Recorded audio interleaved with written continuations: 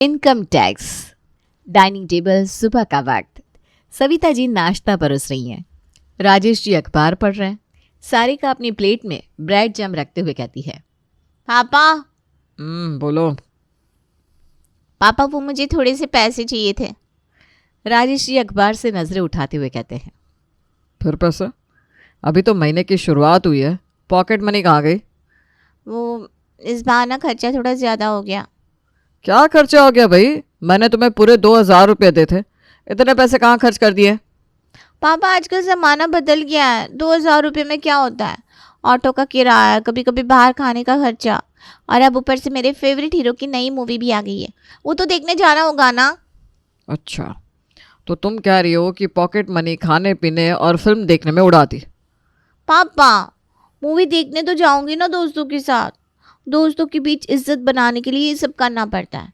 और वैसे भी आजकल टिकट कितनी महंगी हो गई है, ऊपर से सिर्फ टिकट नहीं, पॉपकॉर्न, कोल्ड ड्रिंक और थोड़े स्नैक्स भी तो लेंगे ना। अब भूखे पेट तो मूवी नहीं देख सकते। अरे वाह, मतलब फिल्म से ज्यादा खर्चा खाने पीने में। मम्मी आप भी ना, आप भी तो कभी मेरी उम्र में रही होगी, कभी सहेलियों के साथ मूवी गई होंगी, आप तो मुझे समझ सकती हैं। समझाइए ना पापा को। बिल्कुल नहीं, जितने पैसे मिलते हैं उसी में काम चलाना सीखो। बेवजह पैसे खर्च करना अच्छी बात नहीं है। जब हमें पॉकेट मनी मिलती थी तब हम तो महीने भर में 50-100 रुपये में ही सब मैनेज कर लेते थे। अरे पापा आप तो फिर वही पुराने ज़माने की बातें लेकर बैठ गए। तब 1 रुपये में समोसा मिलता था, अब तो पानी की बोतल भी 10 रुपये की आती है। तो पानी पीने के भी पैसे चाहिए क्या अब तुम्हें? तुम्हारा भाई कमा कमा कर ये घर क्या ऐसे ही चला रहा है? तुम्हें खाने पीने की कमी है क्या इस घर में? पापा आपसे ना पैसे मांगना ही बेकार है, आप हमेशा भाषण देने लगते हैं। सारिका गुस्से में उठकर कॉलेज चली जाती है। राजेश जी फिर से अखबार पढ़ने लगते हैं। सारिका कॉलेज जाते वक्त रास्ते में चलते हुए मन ही मन कुछ सोच रही थी। वो उदास होकर बार बार अपने पर्स में पैसे गिनती है और फिर खुद से ही कहती है, पापा ने तो पैसे दिए नहीं और मेरी पॉकेट मनी भी ख़त्म होने वाली है। बस ये 250 रुपये बचे हैं, इन पैसों में कैसे मैनेज करूँ? मूवी तो छोड़ो, पॉपकॉर्न तक नहीं खरीद सकती। अगर सहेली को पता चला तो सब मेरा मजाक उड़ाएंगी। तभी पीछे से कोई जोर से पुकारता है, अबे ओ सपने की रानी, कहाँ खोई हुई है? कब से आवाज़ दे रही हूँ। अरे कुछ नहीं यार, बस मूड थोड़ा ख़राब है। क्यों? फिर से तेरी पॉकेट मनी खत्म? आज पापा से पैसे मांगे तो उन्होंने लंबा चौड़ा लेक्चर सुना दिया। अब मूवी का प्लान भी कैंसिल करना पड़ेगा। सब दोस्त मेरा मजाक बनाएंगे। मेरी यार किस्मत ही ख़राब है। देख, मेरे पास भी ना ज़्यादा पैसे नहीं है, पर मूवी टिकट के लिए तो दे सकती हूँ, तो बाद में लौटा देना। थैंक यू यार, तू मुझे एक बार 500 दे दे, अगले महीने पॉकेट मनी मिलने पर लौटा दूंगी। अभी वो 500 तो मेरे पास नहीं है, 300 दे सकती हूँ, उससे टिकट तो आ ही जाएगी। बाकी खाने पीने का कोई बहाना बना देना, कह देना तुझे भी बाहर का खाने से डॉक्टर ने मना किया है। ठीक है यार, कैसी तंगी आ गई है, पापा समझती नहीं है। यही तो हमारी खेलने खाने की उम्र है। अच्छा चल, अब ज़्यादा ड्रामा मत कर, ये ले 300 रुपये और मूवी एंजॉय कर। निधि बैग से 300 निकाल कर देती है और सारिका झट से पैसे रख लेती है। दोनों कॉलेज पहुंचती है और वहां से अपनी सहेलियों के साथ मूवी देखने चली जाती हैं। मूवी के बाद वो लोग थिएटर से बाहर निकलकर एक रेस्टोरेंट की तरफ जाते हैं। सभी दोस्त खुश होकर स्नैक्स ऑर्डर करते हैं। सारिका मन ही मन पैसों के बारे में सोचती है। चलो यार, मूवी के बाद कुछ अच्छा अच्छा सा खाते हैं। मैंने सुना है यहाँ के पनीर रोल बहुत ही टेस्टी होते हैं। हाँ, और चॉकलेट शेक भी ज़बरदस्त है। सब ऑर्डर देने लगते हैं। तो क्या लेगी सारिका? अरे यार मेरा ना गला अब ख़राब हो रहा है, डॉक्टर ने कहा है बाहर का खाना मत खाना। ओहो, डॉक्टर को तो मूवी के टाइम याद नहीं आया। सच बता, पैसे ख़त्म हो गए क्या? सब जोर जोर से हंसने लगते हैं। सारिका को बुरा लगता है पर वो ज़बरदस्ती मुस्कुराती है। अरे नहीं यार, सच में तबीयत ख़राब है। हाँ हाँ, हम सब समझ गए, पैसे बिना तबीयत ना खराब हो ही जाती है, असली तंदुरुस्ती तो पैसों से आती है। सब हंसते हैं और सारिका का खूब मजाक बनाते हैं। ये देखकर निधि को बुरा लगता है पर सारिका चुप रहती है। कुछ देर सहेलियों के साथ गपशप करके सारिका शाम को अपने घर लौटती है। घर आते ही वो निढाल होकर सोफे पर बैठ जाती है और अपनी भाभी को आवाज़ लगाती है, भाभी एक गिलास पानी देना, बहुत प्यास लगी है। भाभी रश्मि किचन से पानी लेकर आती है और मुस्कुराते हुए सारिका को पकड़ाती है। और बताइए दीदी, दिन कैसा रहा? क्या बताऊं भाभी, मूड पूरी तरह ऑफ है। सुबह से ही सब गड़बड़ चल रहा है। सुबह सुबह पापा की डांट जो सुनने को मिली है। अरे पर हुआ क्या? कुछ तो बताइए। आज सहेलियों के साथ मूवी जाने का प्लान था, लेकिन मेरी पॉकेट मनी ख़त्म हो गई थी। पापा से मांगे पैसे तो उन्होंने देने के बजाय पूरी रामायण सुना दी। अरे पर अभी तो महीने की 10 तारीख हुई है, इतनी जल्दी पैसे कैसे ख़त्म हो गए? इतनी फिजूल खर्ची अच्छी नहीं है दीदी। वो बस सहेलियों के साथ शॉपिंग करने गई थी तो थोड़ा मेकअप का सामान खरीद लिया था, इसलिए पैसे नहीं बचे। अरे पर आपके पास तो पहले से ही ढेरों मेकअप का सामान है, इतनी फिजूल खर्ची क्यों? अरे भाभी, मुझे अच्छा लगा तो मैंने ले लिया। अभी इस उम्र में शौक पूरे नहीं करूँगी तो कब करूँगी? पर दीदी पैसे सोच समझ कर खर्च करने चाहिए ना। अब तो आपको इसी में पूरा महीना निकालना होगा। सारिका रश्मि की बातों से चिढ़ जाती है। ओ प्लीज़ भाभी, अब भाभी ना लेक्चर मत दीजिए। इतना कहकर सारिका सोफे से उठती है और अपने कमरे में चली जाती है। वो मन ही मन सोचती है, बस अब बहुत हुआ। हर बार पैसे के लिए तरसना, सहेलियों के सामने शर्मिंदा होना, अब और नहीं। घर वाले मुझे ढंग से पॉकेट मनी नहीं देते, लेकिन मुझे अपनी लाइफस्टाइल में कोई कटौती नहीं करनी। पर ऐसा क्या करूं कि सारे खर्चे मैनेज हो जाए। तभी सारिका के मोबाइल की घंटी बज उठती है। फ़ोन सारिका की दोस्त निधि का था। हाँ निधि बोल। तो अभी तक मूड ऑफ है मैडम का। अरे यार, मुड़का ना कुछ मत पूछ। हर महीने यही रोना है। पापा पॉकेट मनी बढ़ाते नहीं, ऊपर से लेक्चर अलग। अब मुझे ही कुछ करना पड़ेगा, लेकिन समझ में नहीं आ रहा क्या करूं जिससे पैसों की टेंशन ख़त्म हो जाए। चल चलते हैं कि तुझसे कुछ ज़रूरी बात करनी है। क्या बात करनी है, बता ना। यहीं? नहीं, यहाँ फ़ोन पर नहीं बता सकती। तू जल्दी से तैयार हो और कैफ़े ब्लैंड में मिल 15 मिनट में। अरे पर अरे कोई बहस नहीं, जल्दी आ जा। ऐसा कहकर सारिका फ़ोन काट देती है। कैफ़े ब्लैंड्स एक ट्रेंडी कॉफ़ी शॉप जहाँ कॉलेज के लड़के लड़कियाँ अक्सर आते हैं। सारिका अंदर जाती है और चारों तरफ देखती है। कोने के टेबल पर निधि पहले से बैठी थी। उसे देखकर सारिका उसके पास जाती है। अब बता, इतनी सीरियस क्यों हो रखी है? देख, तेरी प्रॉब्लम भी ना मेरी प्रॉब्लम जैसी है। पॉकेट मनी से काम नहीं चलता और घर वाले पैसे बढ़ाने को राज़ी नहीं होते। तो मैंने सोचा क्यों ना हम मिलकर कुछ ऐसा करें जिससे हमें घर वालों से पैसे मांगने की ज़रूरत ही ना पड़े। क्या मतलब? मतलब बिजनेस डियर। बिजनेस? कैसे? अरे सुन तो सही, मेरे मामा जी की बेटे की साड़ियों की होलसेल दुकान है। हम वहाँ से साड़ियाँ ला सकते हैं और ऑनलाइन बेच सकते हैं। ऑर्डर मिलने पर हम उन्हें कुरियर से भिजवा देंगे। प्रॉफिट आएगा तो हम दोनों आधा आधा बांट लेंगे। हाँ, आइडिया तो बुरा नहीं है, लेकिन एक प्रॉब्लम है, हम साड़ियाँ रखेंगी कहाँ? देख बहन, ये तुझे देखना होगा। मैं अपने कमरे में रख सकती थी, लेकिन वहाँ मेरी छोटी बहन निक्की है। वो फालतू में टांग अड़ाएगी और घर में आग लगाएगी स्वालक। तू तो अपना कमरा किसी से शेयर नहीं करती ना, तो तू ही रख अपने कमरे में। ठीक है, मैं अपने कमरे में रख लूँगी, वहाँ कोई दखल देने वाला नहीं है। तो तय रहा, अब हम दोनों मिलकर बिजनेस करेंगे। कॉफ़ी ख़त्म होते होते दोनों सहेलियाँ एक नए सफ़र पर निकलने का फ़ैसला कर चुकी थी। अगले हफ्ते से उनका बिजनेस शुरू हो गया। सारिका अपने कमरे में साड़ियों को छिपा कर रखने लगी और ऑर्डर आने पर पिछले दरवाजे से डिलीवरी भिजवाने लगी।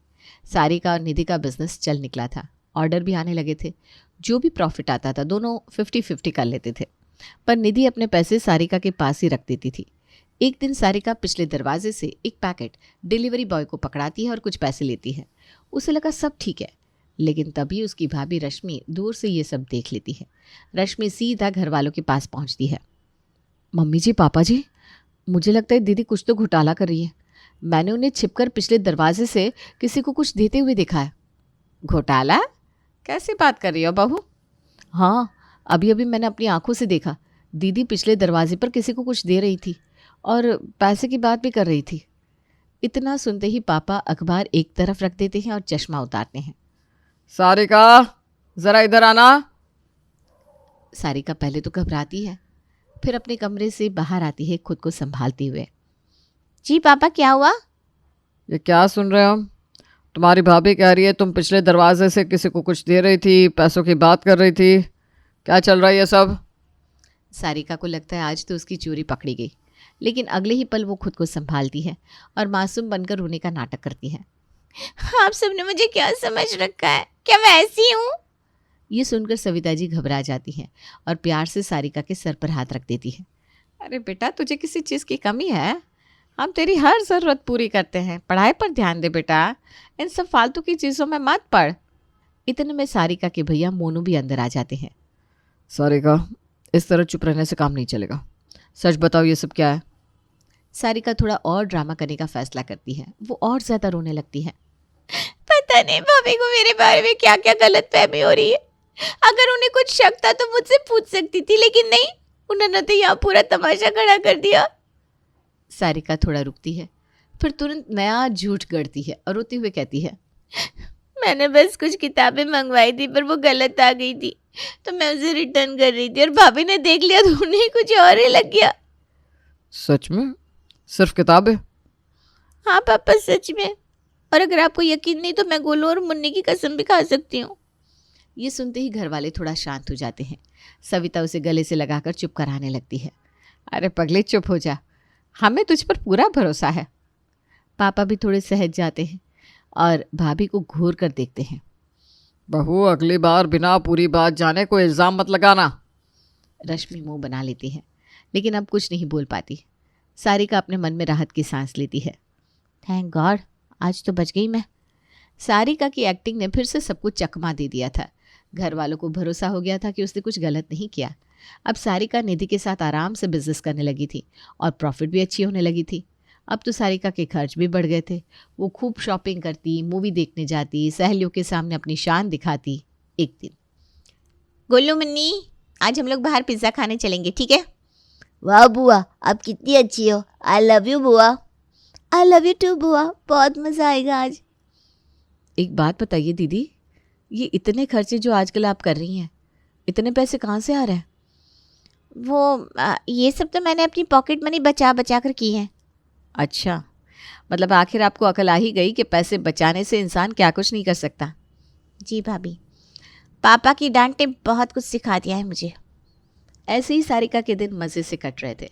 सारिका अपनी सहेलियों के साथ ब्रांडेड स्टोर्स में जाती और हाथ में ढेर सारी शॉपिंग बैग्स लेकर लौटती।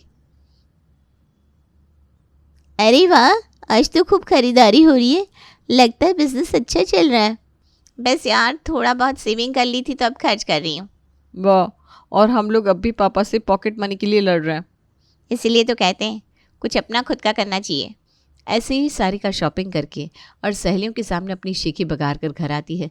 तभी भाभी उसे देखकर कहती है, अरे दीदी, लगता है इस महीने पापा ने पॉकेट मनी डबल कर दी। अरे भाभी, पॉकेट मनी सेव की थी, बताया तो था आपको। अब बस उसका फ़ायदा मिल रहा है। रश्मि मन ही मन सोचती है कुछ तो गड़बड़ है। घर में धीरे धीरे सबको लगने लगा कि सारिका के खर्चे अचानक बढ़ गए हैं, लेकिन कोई कुछ समझ नहीं पा रहा था। तभी अगले दिन कुछ ऐसा हुआ जिससे सबके होश उड़ गए। सुबह के वक्त पूरा परिवार नाश्ते के टेबल पर बैठा था। मोनू अपने फ़ोन में बिजनेस से जुड़े कुछ पेमेंट्स चेक कर रहा था। तभी अचानक दरवाजे पर ज़ोर ज़ोर से दस्तक होती है। रश्मि, ज़रा देखो दरवाजे पर कौन है। रश्मि दरवाज़ा खोलती है और 4-5 अफसर अंदर आते हैं। जी, हम इनकम टैक्स डिपार्टमेंट से हैं। आप में से मोनू कौन है? हमें उनसे बात करनी है। ये सुनते ही घर वाले चौंक जाते हैं और मोनू का चेहरा सफ़ेद पड़ जाता है।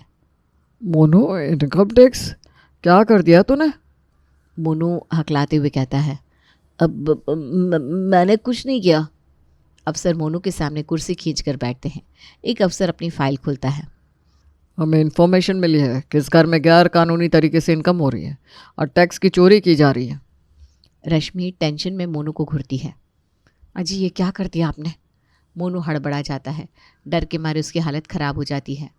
अरे मैंने कुछ नहीं किया भाई, मैं तो एक छोटा सा बिजनेस करता हूँ। तभी एक अफसर मोनू की जेब से फ़ोन निकालता है।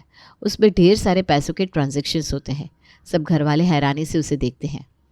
हे भगवान, बेटा तू टैक्स की चोरी करता था? अरे नहीं मम्मी, ये तो मेरा बिजनेस अकाउंट है। अफसर मोनू को घूरते हैं और सख्त आवाज़ में पूछते हैं, फिर ये 2 लाख रुपए किसके अकाउंट में ट्रांसफ़र हुए? मोनू एकदम डर जाता है। उसे कुछ समझ में नहीं आता। तभी एक और अफसर पूरे घर की सख्ती से तलाशी लेना शुरू करते हैं। पूरे घर में उन्हें कहीं कुछ भी गैर कानूनी नहीं मिलता। पर तभी तलाशी लेते लेते अफसरों की नज़र सारिका के कमरे की अलमारी पर पड़ती है। एक अफसर अलमारी खोलता है तो अंदर ढेर सारी महंगी साड़ियाँ और पैसे देखकर सबकी आंखें फटी रह जाती है। अरे ये क्या है? लाखों की साड़ियाँ, इतने पैसे? मोनू जी, ये सब कहाँ से आया?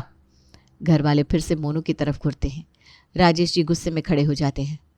पता मोनू, ये सब क्या है? रश्मि भी गुस्से में आ जाती है। अरे ये सब कब खरीदा? मुझे तो बताया तक नहीं। मोनू अब पूरी तरह फंस चुका था। उसे कुछ समझ में नहीं आ रहा था। वो हकलाने लगता है। रश्मि मैं सच कर रहा हूँ, मैंने कुछ नहीं किया। ये सब कब और कहाँ से आया मुझे कुछ नहीं पता। अफसरों की टीम नोटिस बनाते हुए मोनू को पकड़ने लगती है। मोनू घबरा जाता है। अरे कोई मेरी बात तो सुनो सर, ये सब मेरा नहीं है। तभी सारिका, जो अब तक चुपचाप तमाशा देख रही थी, अचानक रोते हुए बोल पड़ती है। रुको, मोनू भैया को मत पकड़ो, वो बेगुनाह है। सब लोग सारिका की तरफ देखते हैं। राजेश जी और सविता जी चौंक जाते हैं। अफसर उसकी तरफ घुरते हैं। तो फिर ये साड़ी और पैसों की गड्डियाँ कहाँ से आई? सारिका अब जान चुकी थी कि उसका खेल खत्म हो चुका है। अब उसे अपने बिजनेस मॉडल के बारे में सबको सब कुछ बताना ही पड़ेगा। वह हाथ जोड़कर धीरे धीरे बोलने लगती है। ये सब मेरा है। पूरा घर सन्नाटे में आ जाता है। मोनू गहरी सांस लेकर बैठ जाता है। इनकम टैक्स ऑफिसर भी चौंक जाते हैं और ध्यान से सब सुनने लगते हैं। क्या? हे भगवान, तो मतलब तूने चोरी की?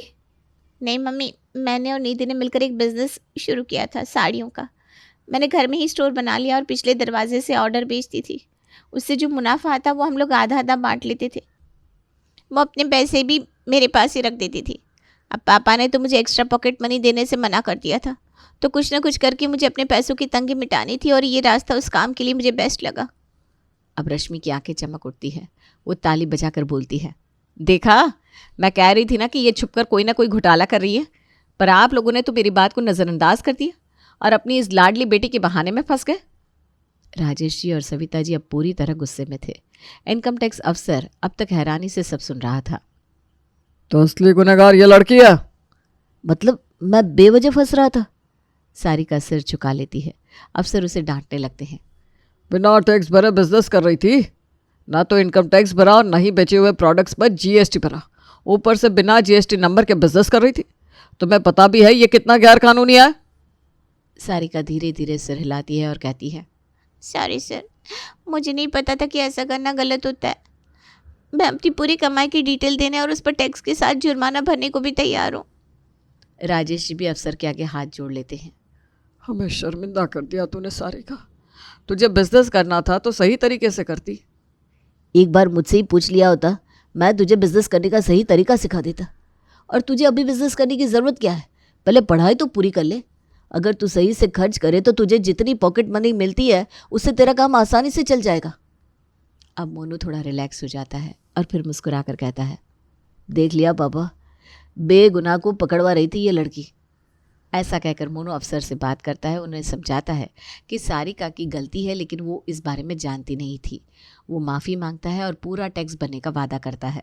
अफसर सारिका को आखिरी वार्निंग देकर छोड़ देते हैं। इस बार हम सिर्फ चेतावनी देकर छोड़ रहे हैं, लेकिन अगली बार कोई गड़बड़ दिखी तो मामला कोर्ट तक जाएगा। सारिका सिर झुका लेती है। अफसर चले जाते हैं। मोनू चैन की सांस लेता है और गुस्से में सारिका को देखता है। तेरे चक्कर में मैं जेल चला जाता। सॉरी बोल मुझे। सॉरी भैया।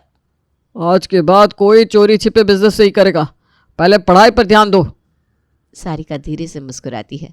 घर का माहौल हल्का हो जाता है और मोनू राहत की सांस लेता है। अब सारिका मन लगाकर पढ़ाई कर रही थी, क्योंकि उसे उसका सबक मिल गया था।